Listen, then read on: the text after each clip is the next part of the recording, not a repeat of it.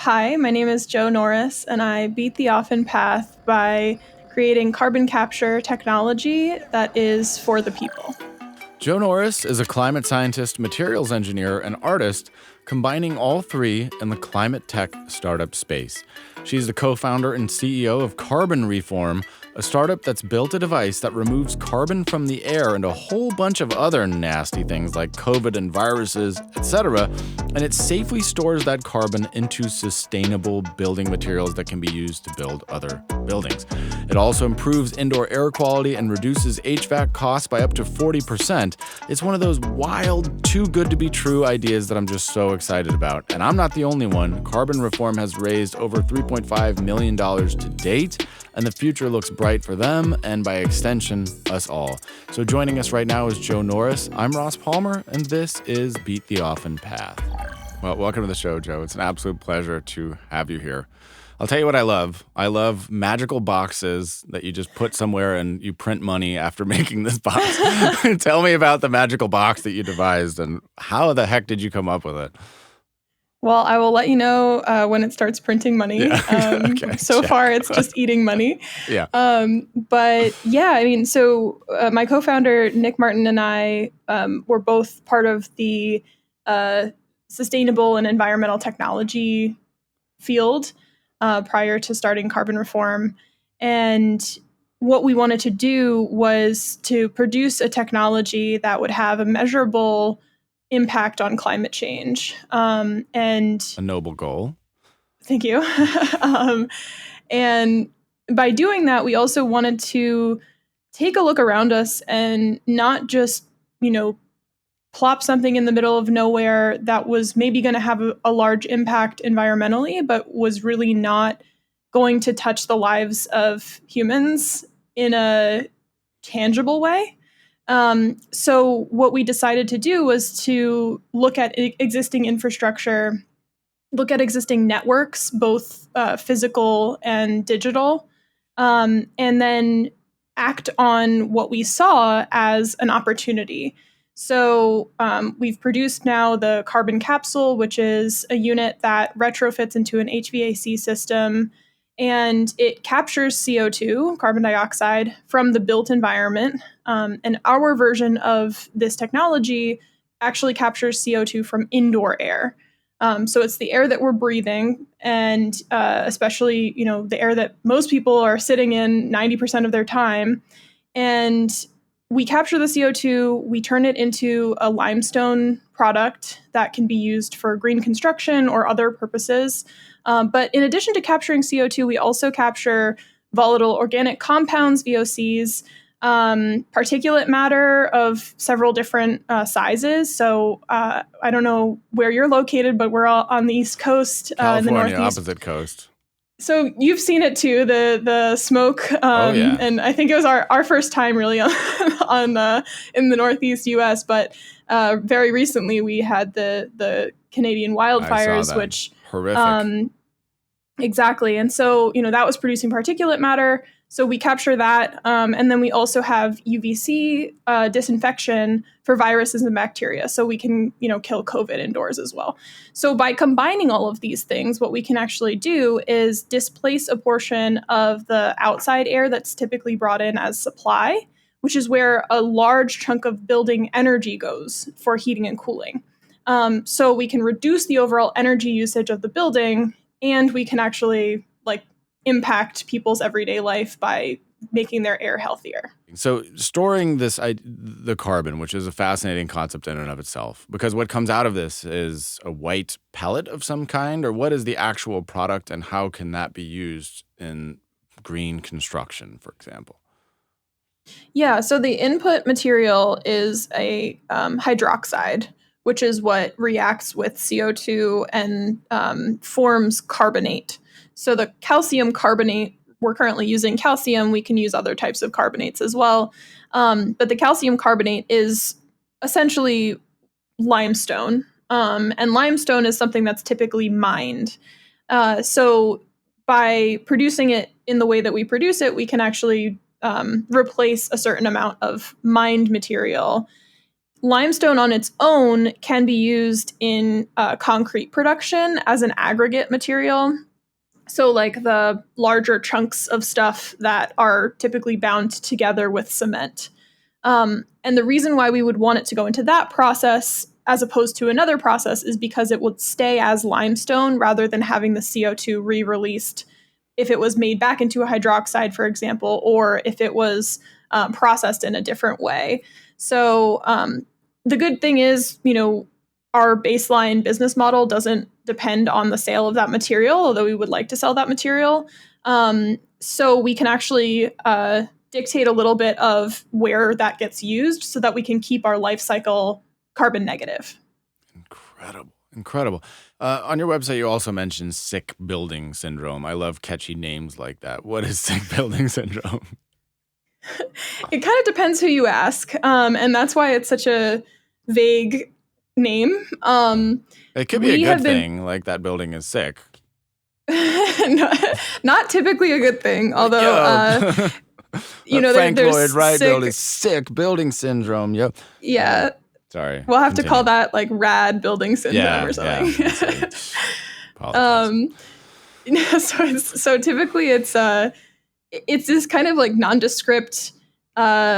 Everyone in the building is getting sick and we're not really sure why. Sometimes it's something as serious as like asbestos or mold.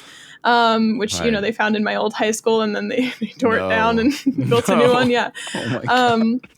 But or like lead paint. Like there's all kinds of different things it could be, right? But what we're also seeing is that sick building syndrome often is linked to indoor air quality. And because most buildings have these sort of minimum requirement regulations that they follow for particulate matter, like we were talking about, usually it's something else. And so it could be VOCs, like if you have a lot of new furniture, new carpets that like have chemicals kind of coming off of them, and you're not testing for that, that could be something. But a lot of the time, and what we're seeing in new research is that it is CO2. And CO2 is causing people to get really tired very easily. It's causing people to have these kind of like cognitive deficiencies a lot of the time. So, and there have been kind of these blind studies done now and new research coming out all the time that carbon dioxide, even in the increase of, a couple hundred parts per million, is really affecting the way that people live and work and learn.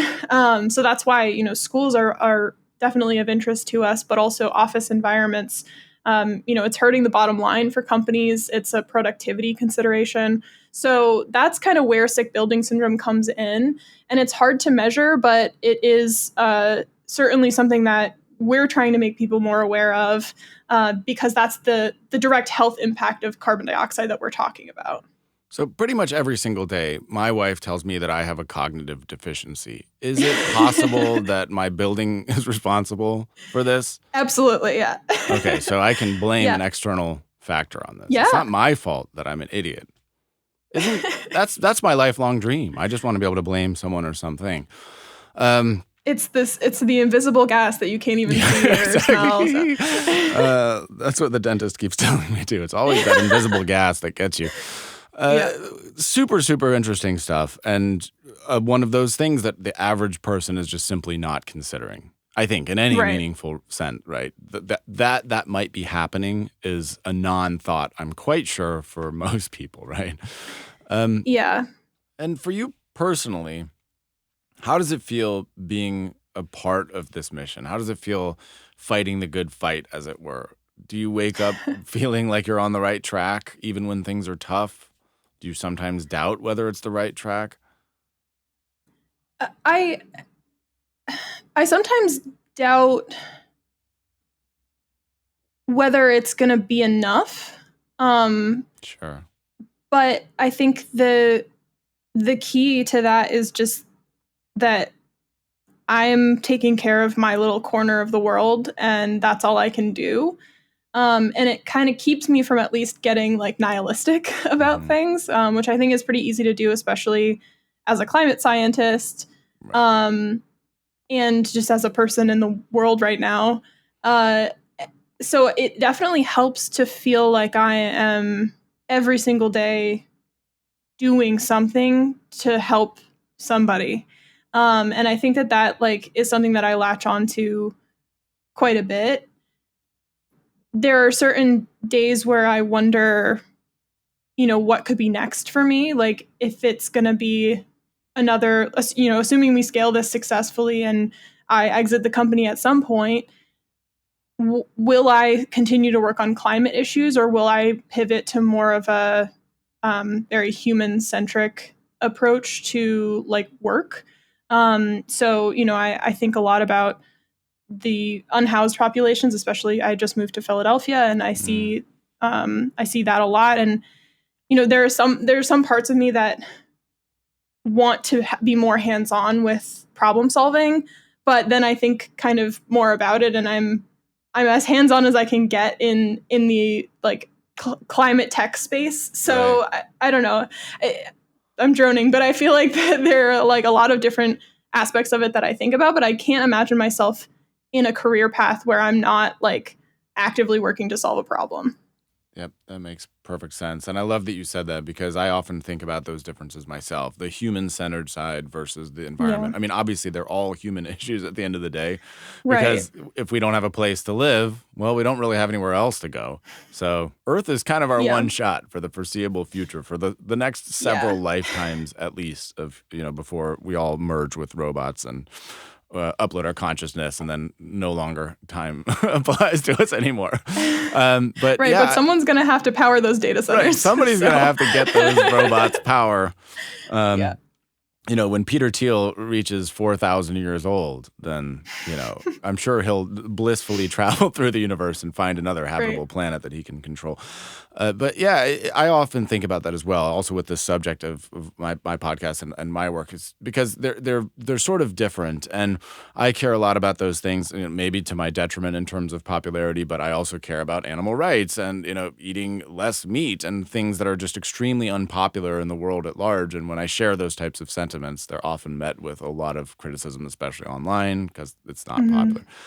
And then sometimes I also struggle with the concept of whether or not what is the most important thing to be focusing on? Is animal rights more important than the homeless population? Is any of that more important than the fact that we're facing what appears to be a climate catastrophe? There's just so many different ways to go.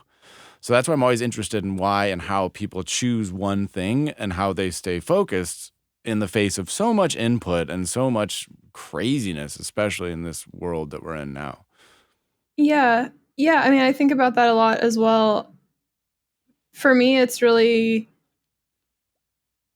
was really finding the thing that I could work on every day and not get burnt out. Yeah. And that's not to say that I don't ever get burnt out, but I think that there is